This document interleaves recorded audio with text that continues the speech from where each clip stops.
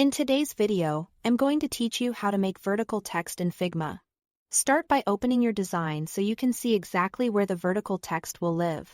It helps to have a clear spot on your canvas or frame in mind, especially because the stack will grow taller as you add more characters.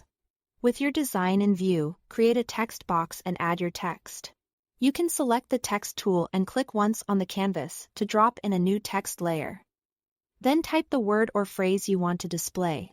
Keep it as normal, horizontal text for now. We'll make it vertical in the next move. To turn it into a vertical stack, grab one of the side handles on the text box and drag inward. Watch closely as the text reflows. Your goal is to narrow the box until only a single character fits on each line. As soon as the box is just wide enough for one character, Figma will wrap the remaining characters onto new lines, giving you a neat column of letters. If your text is long, the column may extend beyond your current view. That's normal.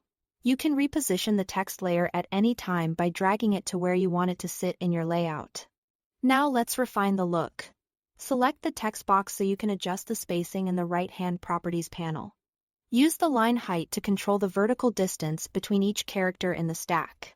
Increase it for more breathing room and a lighter, airier feel, or decrease it to create a tighter, more compact column.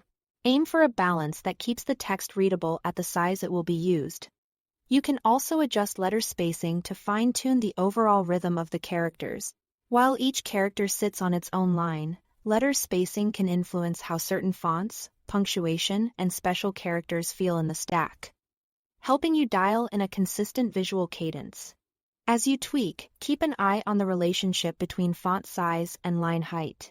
Larger type usually benefits from slightly larger line height, while smaller type may need tighter values to hold together.